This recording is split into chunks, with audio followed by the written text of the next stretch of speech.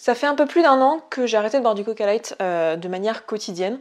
Je buvais entre 1,5 litre, 2 litres de Coca par jour. Ça m'arrivait même d'aller jusqu'à 3 litres de bouteilles d'1,5 litre entière à moi toute seule. Je buvais du Coca Light tous les jours depuis de nombreuses années parce que j'ai commencé à boire du Coca Light d'une manière très régulière quand j'avais genre 12 ans, un truc comme ça. Et aujourd'hui j'en ai 33 et j'en ai bu vraiment toute ma vie, beaucoup, tout le temps. J'ai eu des périodes où j'en ai plus bu pendant 2-3 mois, max. Je crois pas être allée au-dessus de quelques semaines, voire mois, mais voilà, voilà, j'ai toujours été accro. Et j'aimais le bruit de la canette quand je l'ouvrais, j'aimais les bulles, la sensation des bulles lorsque j'avalais le coca, j'aimais tout en fait, l'odeur, le goût, la fraîcheur, enfin voilà. J'étais incollable à quel coca vient d'où. Vous me donniez un Coca Light, je pouvais vous dire si c'était un Coca Light en vente en France, UK ou Italie ou US. Pour les autres pays, je pouvais pas trop faire la distinction, mais j'étais capable de vous dire que c'était aucun de ceux-là et que c'était du coup un autre endroit. Bref, vraiment, je reconnaissais tous les coca et vous pouviez pas genre essayer de me donner du Coca zéro en me faisant croire que c'était du light parce que j'étais capable de faire la différence. Donc voilà un petit peu le niveau duquel on est parti. Donc autant vous dire que c'était pas gagné. Et l'été dernier, au mois d'août, j'ai décidé d'arrêter définitivement de boire du coca. Ça m'a pris du jour au lendemain, je l'ai juste décidé et je l'ai fait. Alors, l'avoir juste décidé et l'avoir fait, je l'avais déjà fait précédemment dans ma vie, mais ça avait duré que quelques semaines.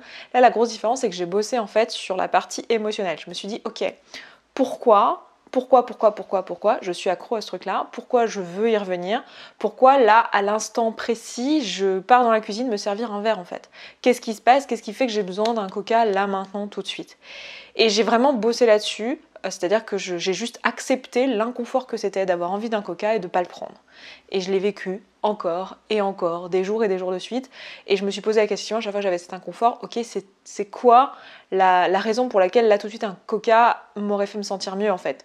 Qu'est-ce que ça m'aurait permis de faire? Et en fait à chaque fois la réponse était que j'utilisais le Coca Light comme un tampon émotionnel, c'était un moyen pour moi d'échapper à mon émotion du moment présent, soit un truc que j'ai à faire qui est un peu casse-pied, bah voilà, si je bois un coca en même temps, ça me simplifiait la vie, soit quelqu'un à attendre et ça me saoule d'attendre, du coup je me pose en terrasse, je prends un Coca Light, voilà, ça me fait passer le temps, et il y a un côté plaisant, où tout au long de ma journée, en fait, je m'étais juste habituée à boire tout le temps du Coca Light. Pourquoi j'ai voulu arrêter? C'est la question que vous avez été nombreux à me poser, parce qu'en fait du coup j'ai fait une story sur Insta en vous disant voilà, je voulais faire mon bilan à 1 an. Est-ce que vous avez des questions particulières? Parmi les questions, il y avait notamment la question de pourquoi j'ai arrêté. Alors il y avait plein de raisons, mais je dirais que la raison principale, si je suis tout à fait honnête avec moi-même, la raison principale pour laquelle j'ai voulu arrêter, c'est parce que je ne supportais pas l'idée d'être accro à quelque chose. C'était un truc, pour moi l'indépendance c'est hyper important, ça fait partie de mes valeurs principales, et je supportais pas l'idée que j'étais accro à cette en fait, et que vraiment ça me rendait tarée. Genre si je partais en voyage, si je devais à un moment donné passer du temps où je n'aurais pas accès à du coca, ça me paraissait, c'était un peu anxiogène, vous voyez, on en était à ce stade-là. L'idée d'être accro, je n'aime pas ça, ça me déplaisait, donc ça on va dire que c'est la raison principale. La deuxième raison, c'est que je commençais à avoir des soucis de santé.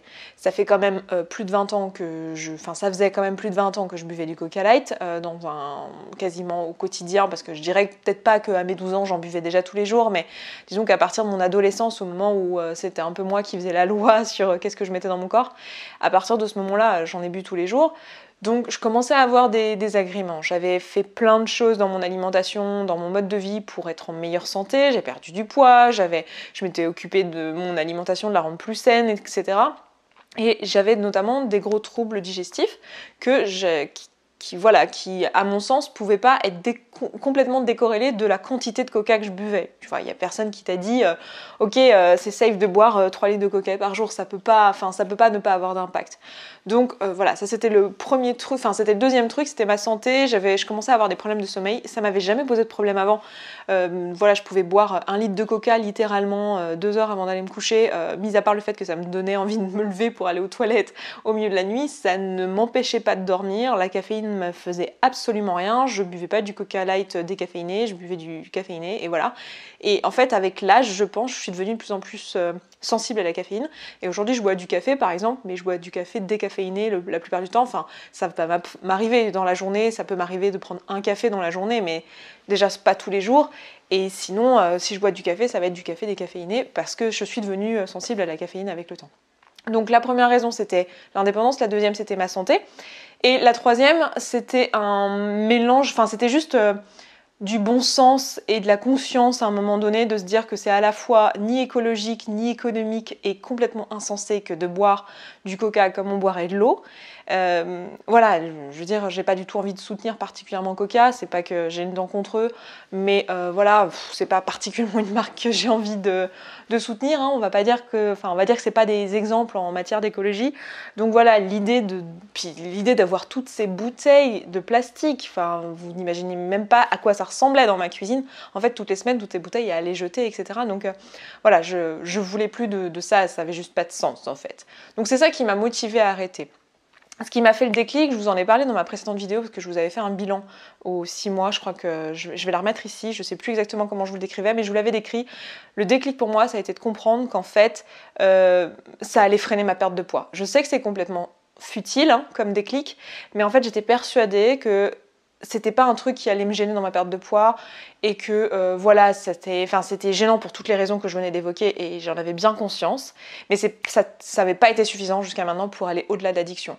Ce qui a été suffisant pour aller au-delà de l'addiction, c'est de lire des recherches sur l'aspartame, sur la stevia, sur tous les sucrants en fait qui ne sont pas vraiment du sucre, et l'effet que ça a sur le cerveau. En fait, tous les sucrants, ça va faire la même chose que le sucre en termes de dépendance. Ça va faire ça va faire un appel à la dopamine. Donc, c'est-à-dire que vous allez rechercher le plaisir. C'est d'ailleurs pour ça que vous en mettez. Hein. Vous mettez pas des sucrètes dans votre café si c'était pas plaisant.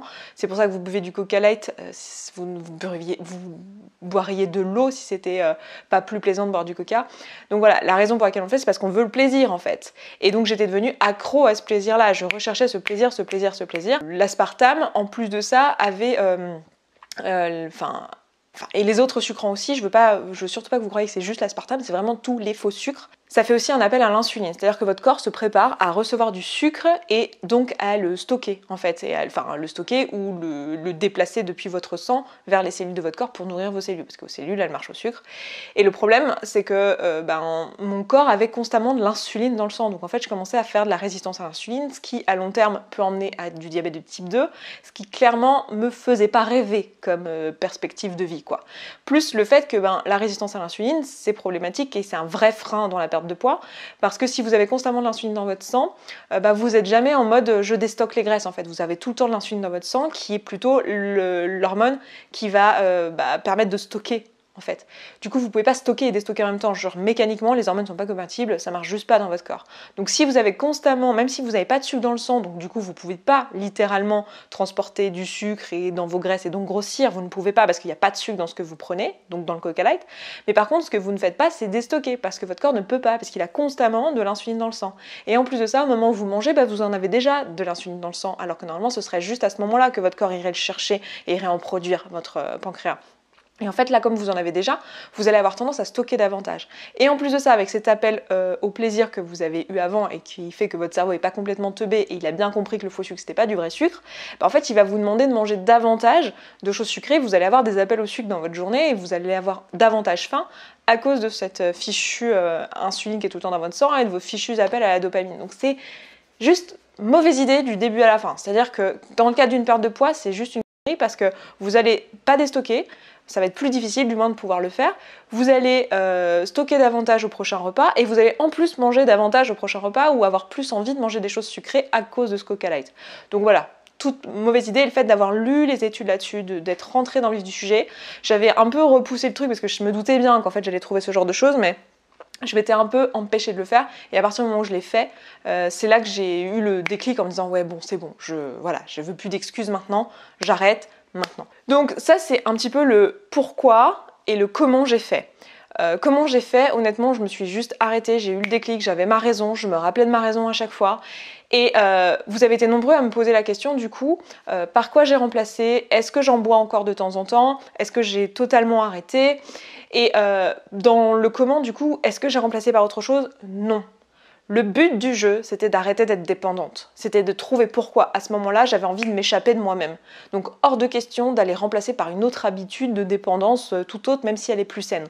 La problématique, c'est pas que ça soit pas sain en soi, c'est que j'ai une habitude qui est liée à une dépendance, en fait. C'est ça qui est problématique. C'est le fait de juste pas pouvoir être présente avec moi-même à ce moment-là et d'être obligée de m'échapper avec une substance quelconque. Donc, j'avais pas envie de devenir accro à autre chose. Maintenant, qu'est-ce que je bois? Quand je suis à l'extérieur, par exemple, si je vais dans un café, dans un bar ou quoi, la boisson que je vais commander, ça va très souvent être un Perrier en fait, un Perrier citron. Parce que j'aime toujours cette sensation des bulles, je trouve ça très bon, je trouve ça très agréable, mais voilà, il n'y a pas de dépendance, c'est-à-dire que j'ai pas la même dépendance que ce que j'avais avec le coca où il me fallait absolument mes bulles, etc. Maintenant, ça me fait pas ça, je suis pas accro au Perrier quoi.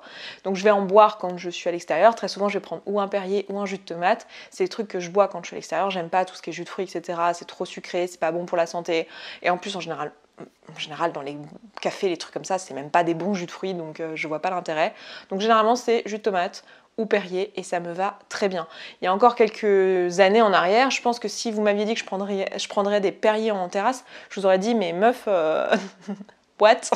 Mais qu'est-ce qu'elle a? Parce que dans ma tête, en fait, acheter de l'eau pétillante, sur payer 4 balles pour avoir de l'eau pétillante, ça me paraissait complètement insensé. Maintenant, ce qui me paraît insensé, c'est de payer 4 balles pour quelque chose qui va détruire la santé, pas de payer 4 balles pour de l'eau, en fait. Voilà, mais c'est vraiment un changement d'état d'esprit et ça a été dur, hein. C'est ça, en fait, la plus grosse problématique ici, c'est de changer sa vision des choses et de changer sa perspective, en fait, et la façon dont je vais aborder le problème.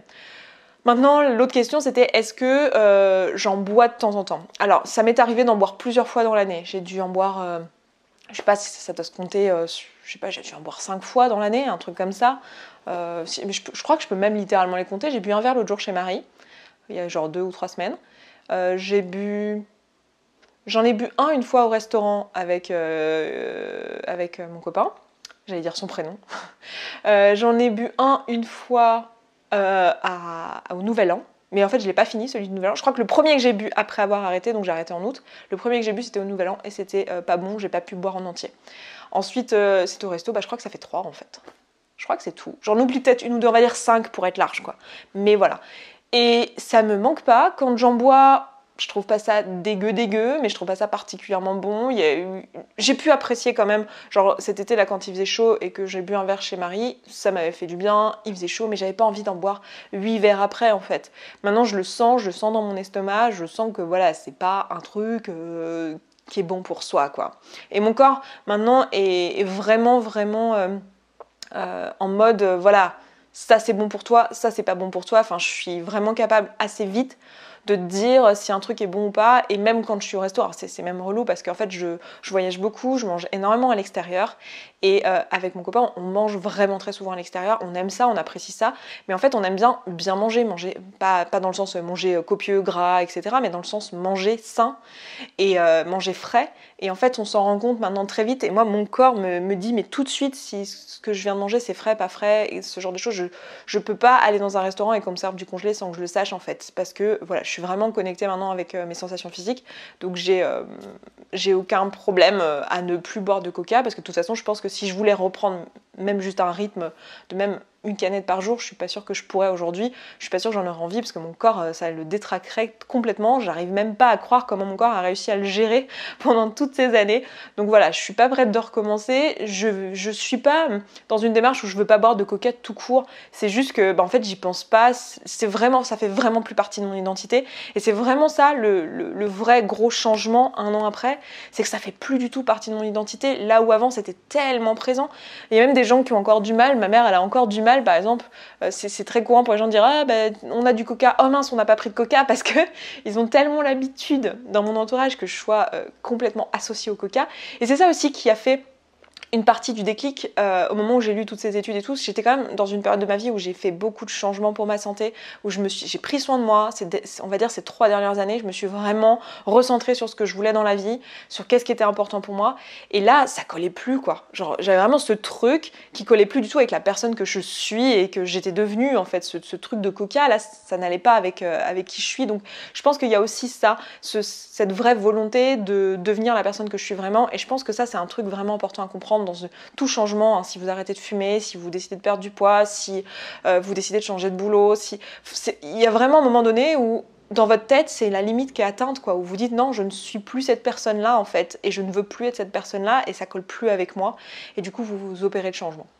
Donc voilà pour les principales choses que je voulais vous dire. Vous m'aviez aussi demandé qu'est-ce qui a été le plus dur. Est-ce que le regard des gens a été dur? Est-ce que ça a été dur de résister? Encore une fois, j'ai toujours accepté les émotions, c'est-à-dire que j'ai pas essayé de résister. Je suis pas rentrée en conflit dans ma tête, dans le mode « Ah non, ça me fait envie, mais j'ai dit que j'en prenais pas ». Non, j'ai jamais voulu rentrer dans ce débat-là. C'est quelque chose que c'est un chemin en fait que j'avais déjà fait avec le sucre et avec la nourriture dans les années qui précèdent, puisque vous le savez, j'ai fait tout un boulot sur le rapport à la nourriture et sur l'alimentation émotionnelle et toutes ces choses-là. Donc c'est quelque chose que j'ai juste reproduit avec le coca en fait. Je ne suis jamais rentrée en conflit avec moi-même. J'ai juste dit, ok, là t'as envie de coca, et c'est ok.